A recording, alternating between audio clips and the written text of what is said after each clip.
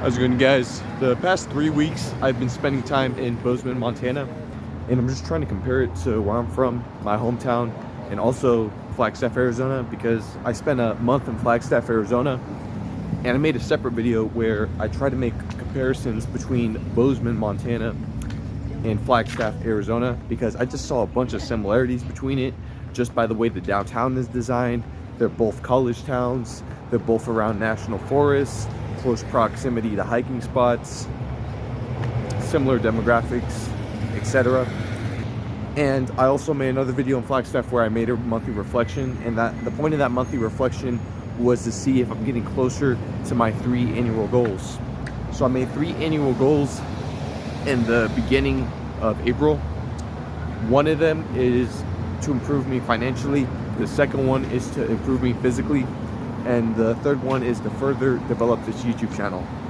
So for my financial goal is to make $2,000 in 1 week. When I was in Flagstaff, I was only able to make $1,600 in a week. That was the most I was able to make.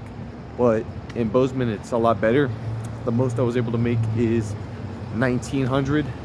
But the thing is, I had to work 6.5 days, basically all day, in order to do that. But what's good is that when I have downtime throughout the day, it gives me time to just open up my laptop in my car and just continue to edit these YouTube videos. And these YouTube videos are a good way to hold me accountable, obviously, but also help me improve my video editing skills, because I feel like there is a lot of room for improvement when it comes to that because of the videos that I watch. And it's good to learn how I can learn from the videos that I watch. Like, I'm really intrigued by these certain type of videos, so how do I make it that similar type of style? I obviously want to give my personality and my own touch to it, but at the same time I want it to look similar to those videos, if that makes sense, because that is what intrigues the viewer, in my opinion. So for my second goal is to lose 10 to 15 pounds, then go on a lean bulk. I feel like I only lost a few pounds when I was here. I didn't weigh myself yet, that's the problem. So when I get back home later this weekend, I'm gonna weigh myself and see how much progress I made in 2 months. And I really enjoy the gym here. The good thing about the gym that I go to is that the gym has a reverse osmosis machine, so it has some of the best water I've ever had. I think it's even better than the Evian bottles that I have.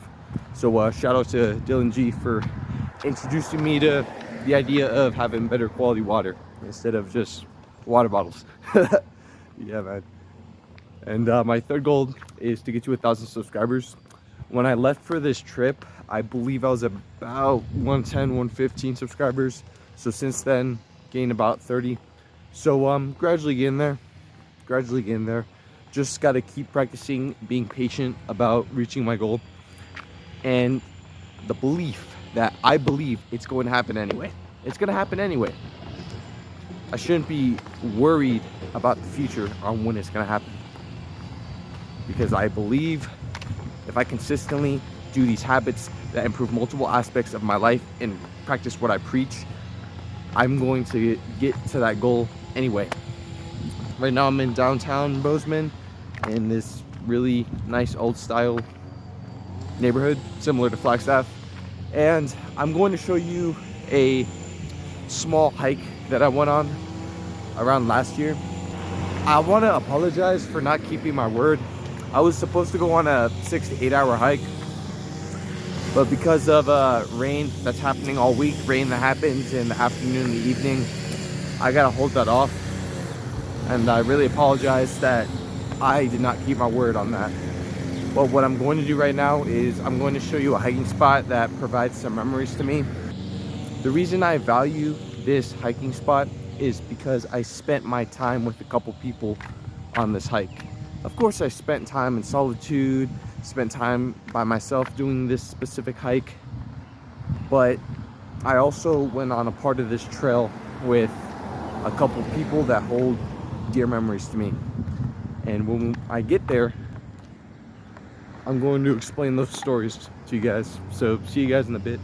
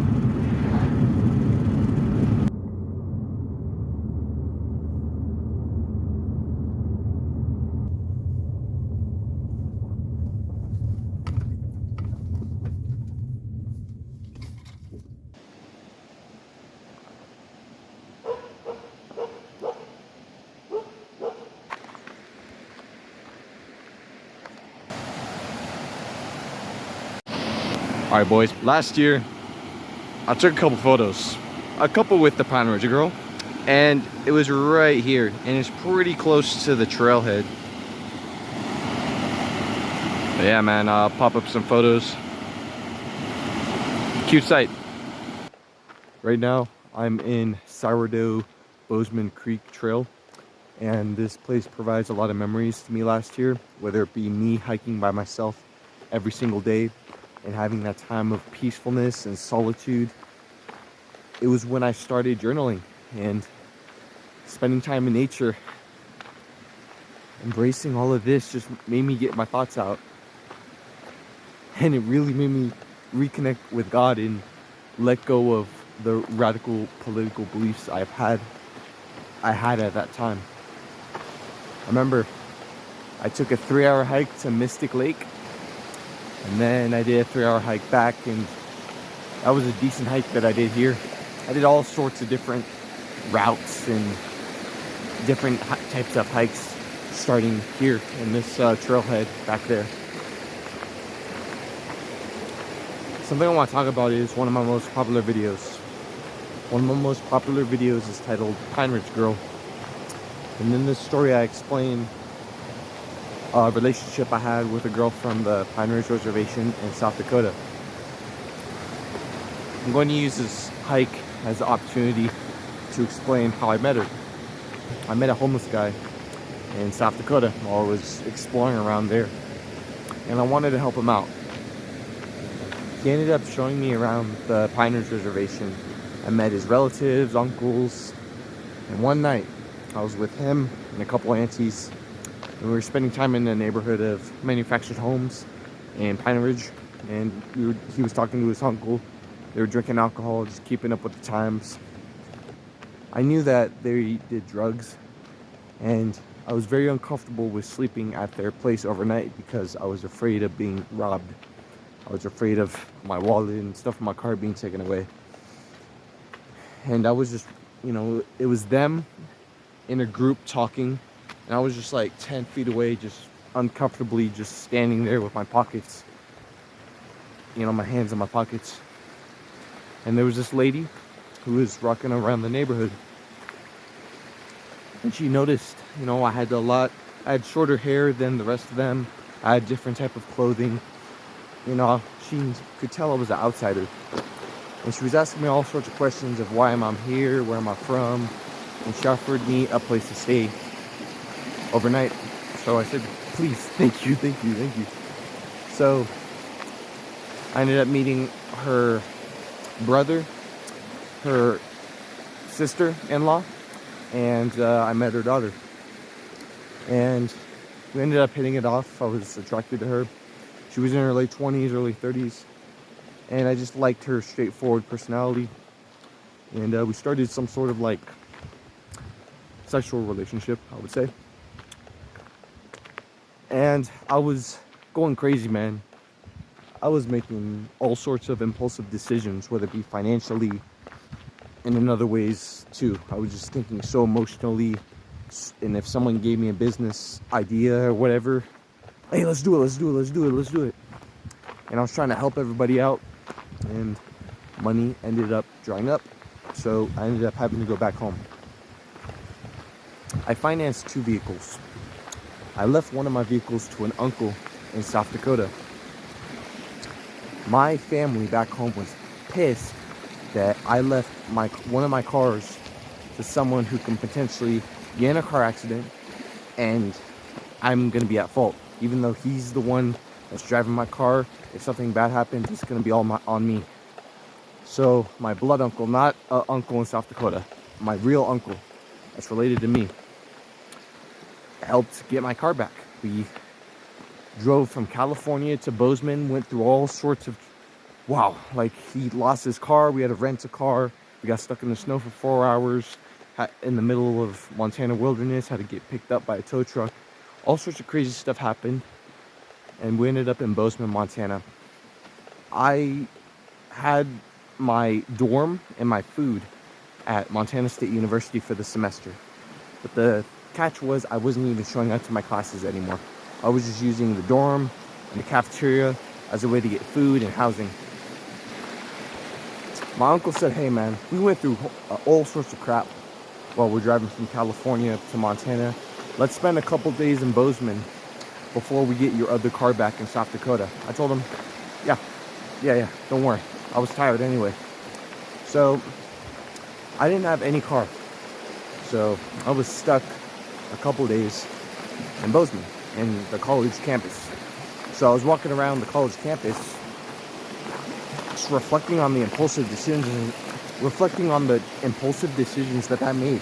The impulsive decisions that I made that made me have to go back home because I was losing money fast, trying to help everybody, trying to start stuff, not completing anything, not sticking to something. That was the big problem. I wasn't sticking to something.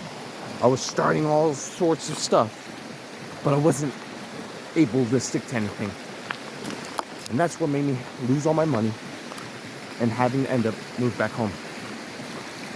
But I was in Montana, and my uncle said, hey, I'm refreshed. Let's go for a hike before we go to South Dakota. I told him, okay, uncle. All right, Uncle Mark, I know a good spot. And I took him to this hiking spot right here. And we hiked for about an hour. And that whole journey of my uncle trying to get my other car back, it was a beautiful journey because he was just trying to understand me more. You know, I recently dropped out of college and he assumed I was going to get into electrical engineering, but he learned, you know, I want to work for my own. I want to form my own destiny. I want to do something that's different to what my ancestors did. And I want to be more positive about the future and utilize the technology that's given to us. I do not want to be left behind. You know, I feel like I'm a bozo if I don't utilize the technology that's coming out right now when it comes to AI, when it comes to crypto, when it comes to other aspects of what's coming out. I want to be able to utilize it to save me time out of my day. And with that free time I have in my day, I can dedicate more and more time to what I truly care about, or stuff that I'm using as a stepping stone to fund my lifestyle, to be able to get a lump sum to fully dedicate to what I truly care about, which is to show people new places. I didn't give my uncle the complete vision of what I want to do with my life, but I gave him a rough idea. So I'm grateful that that whole journey with him, I opened up with him on that. After we hiked on this exact trail, we ended up going to South Dakota, and we came there in the middle of the night. My uncle told me, hey, I don't care if they're not answering the door. Get a tow truck, and we're going to tow truck this car to the hotel we're staying at. I'm like, okay. What ended up happening is I got stuck in a hotel for 4 days. My car was in the parking lot, but I didn't have the key. I got stuck in a hotel for 4 days, and I was just reflecting on my decisions. And that's when I got my key. I decided to go back to Bozeman. I had my dorm for about a month left. So I decided, hey, I got into student loan debt for this. I got into student loan debt already. I can't refund any of this. So I might as well take advantage of the college dorm and the cafeteria for the month that remains. Okay, let's do it. So I was just doing food and grocery delivery apps and just enjoying my time here. And that's why I ended up going to one of the church events that I was suggested to go to. And I met them when I was walking alongside the college campus.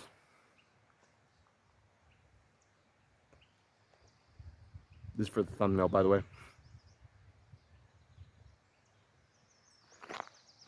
So I ended up going to a church group that had a bunch of college-age people. And what I noticed is that a lot of them ended up getting married early. They ended up getting married like 22, 25, and I'm so surprised. I'm like, these people are ready. Wow, okay. They're a lot more mature than me, man. I'm not ready until like way later because I don't want to get stuck with those typical obligations of society. But okay. I was enjoying my time at this church, but there was something that I had to do before I left Montana. I had a bunch of stuff in my dorm. A bunch of stuff in my dorm that I didn't even want to use, right? Or I didn't need to use. I didn't need it anymore. So I'm like, hey, why don't I just donate this to Goodwill? Then I thought of something. I thought of a kind of crazy idea. I had a Facebook account at the time, and that girl from Pine Ridge that I was talking about ended up contacting me. So I'm like, okay. Hi there. It's been a while. Yeah. I'm still in Montana. I ended up having to ghost a bunch of people. You know, the person that had my other car, I ghosted him. All the uncles and aunties that I gave a bunch of money to, I had to just stop talking to them. I ghosted them. So the only person from Pine Ridge that I was talking to, I guess, was her, the Pine Ridge girl. So I thought of the bright idea of, hey, I have all this stuff in my dorm, all these school supplies, some snacks from Costco that aren't going to expire for another year. Why not I just donate all this stuff to an individual instead of a organization? So I ended up around the end of April driving all the way to South Dakota, about an 8-hour drive, to donate all my college dorm stuff.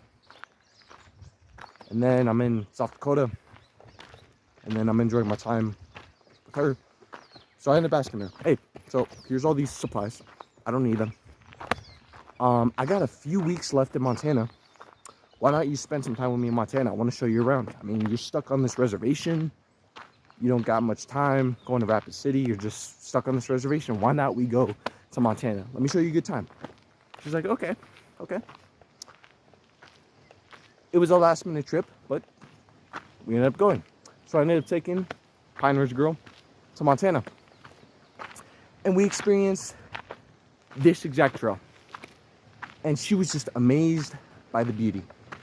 The forest that's around Mount Rushmore, I don't know if she's been there. I don't know if she spent much time there. But she was just astonished by the beauty of Gallatin National Forest. The beauty of the Gallatin Valley. The beauty of Montana. The beauty of Bozeman.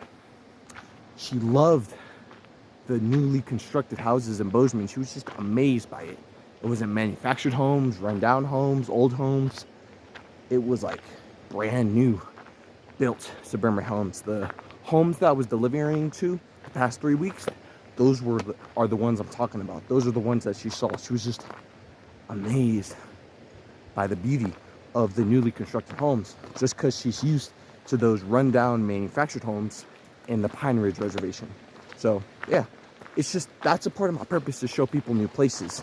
Seeing their astonishment, seeing them just be lit up by seeing the ocean for the first time, being lit up by seeing all that newly constructed homes, all this modernization. That's a part of my purpose, man. That's what gives me this feeling in the chest, feeling in my heart. It gives me that sense of fulfillment. And the sad reality is, I'm not ready to show people new places on a wide, I'm not ready to show the people in South Dakota the ocean for the first time. I'm not ready. I don't feel like I'm financially ready to do so.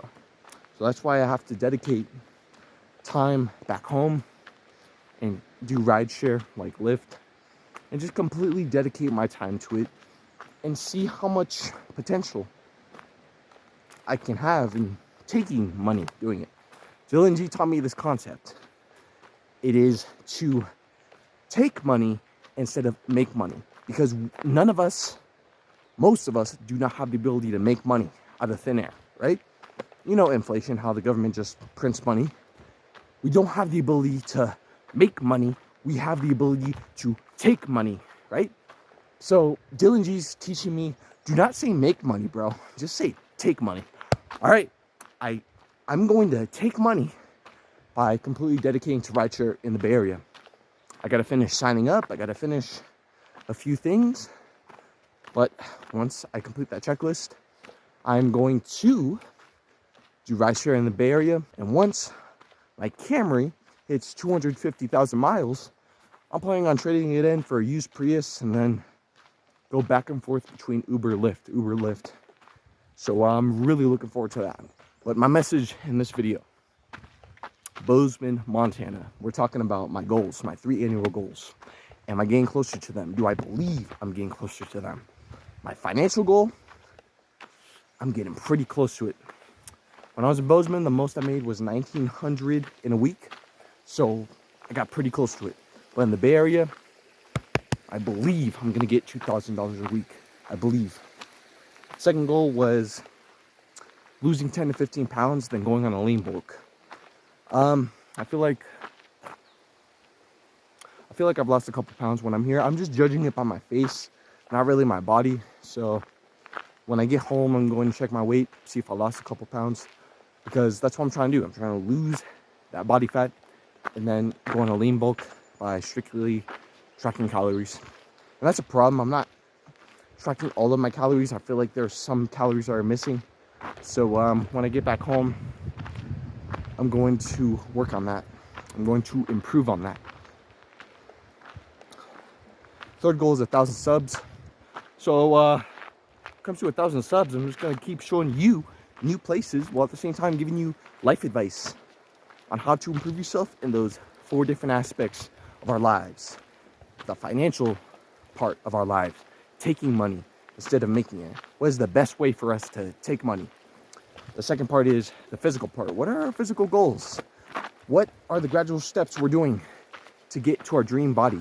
Because we know when we get to our dream body, people are going to listen to us. But the most important thing, my friends, is people are going to listen to us when it comes to talking about the gospel, when it comes to talking about Christ, God. People are more likely, my mistake, people are more likely to listen to a buff guy talking about the gospel than some dad bod fat guy, right? Am I right? Yeah. That's why I'm trying to get to that dream body, so I can serve God better, so I can have more people listen to me talk about the gospel when I do study the gospel more, because I'm currently working on that. I'm currently letting go of my obsession with these Star Wars Spider-Man fanfics and instead dedicating my time to learning these life lessons from the gospel, so I can take off the root of the problem I have with vices that I've dealt with in the past, such as diet soda. So yeah, currently look into parts of the gospel that would help me look into the root of the vices that I deal with.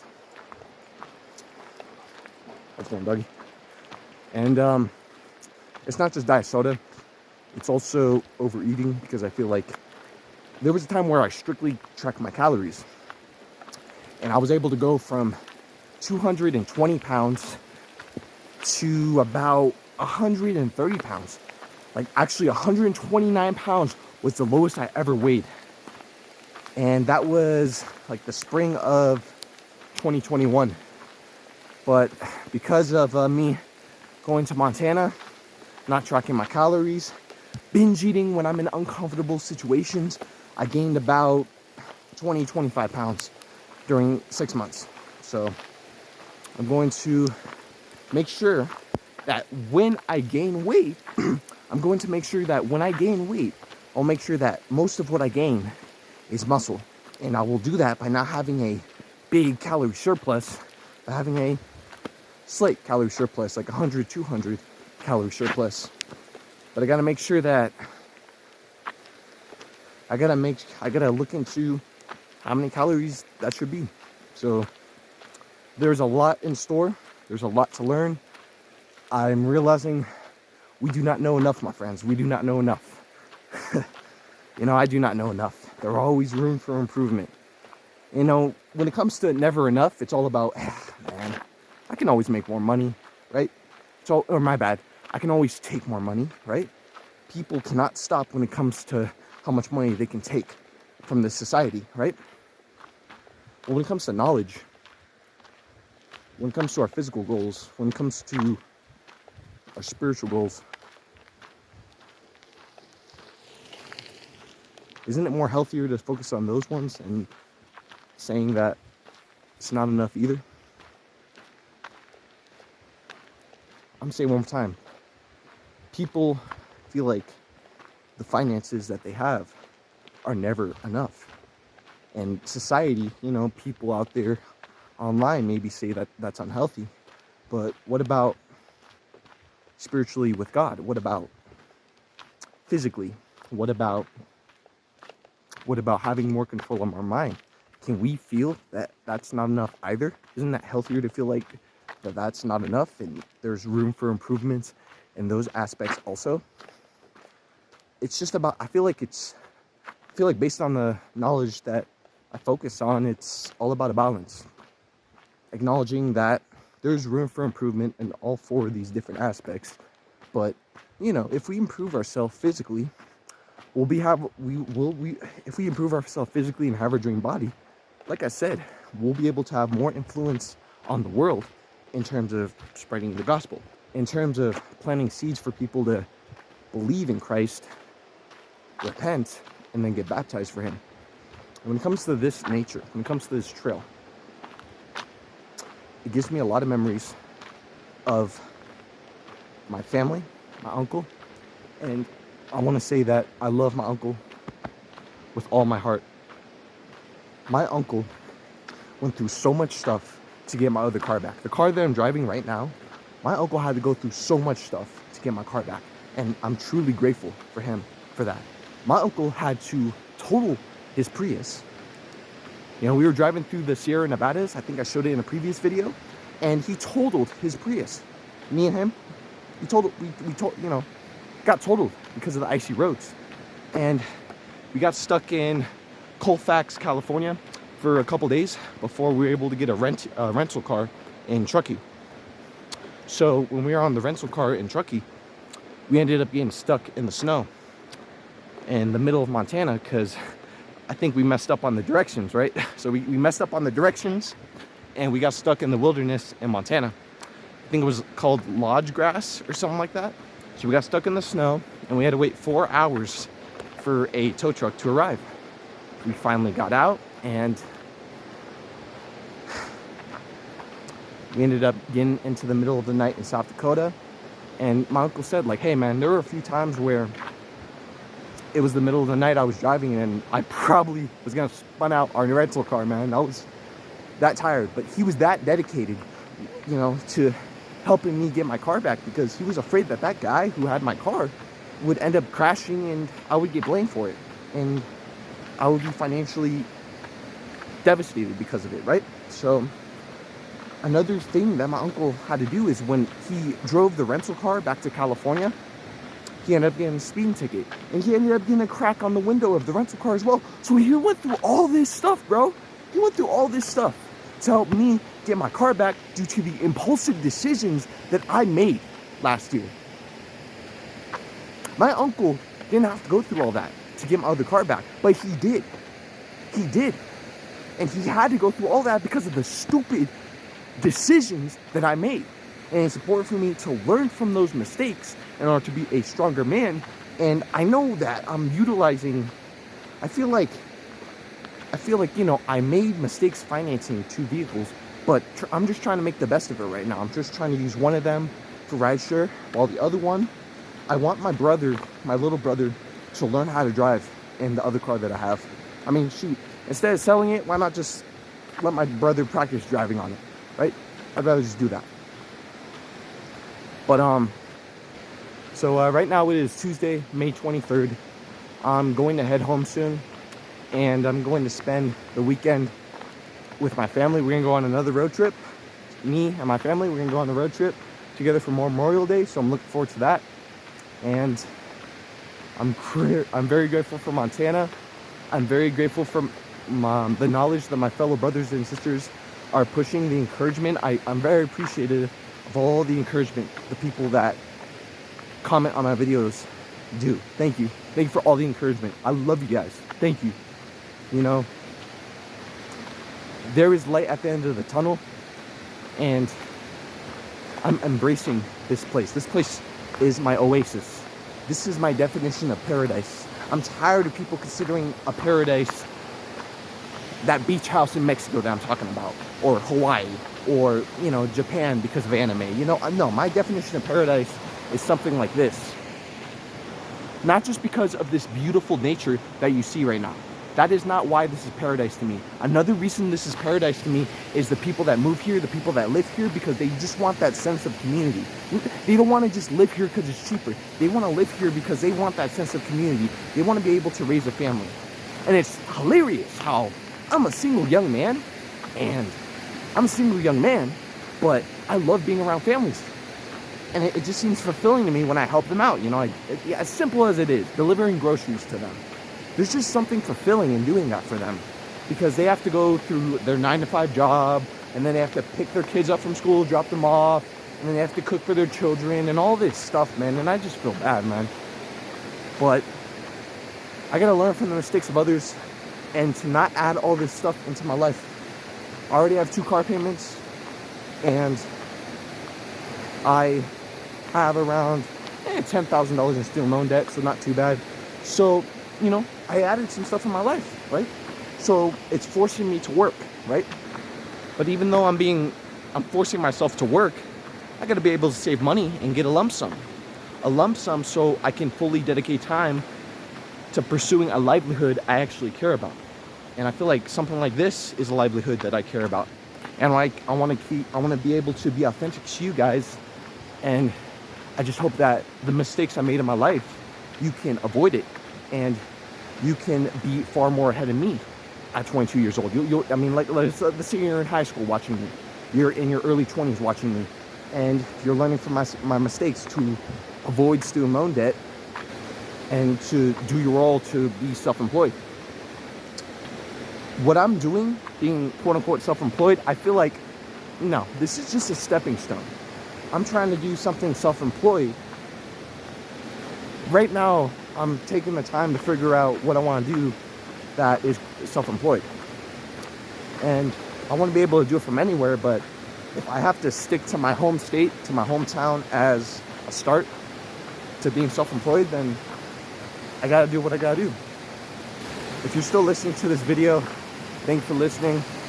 I hope my stories, my life experiences can help you learn from my mistakes and to learn from my successes, I guess. My success in being able to work in a sales job, get a lump sum of money, and be able to use that as like an emergency fund when I'm traveling. And then when I'm traveling, use delivery apps as a way to take money, right? So I hope this video helps you in any way.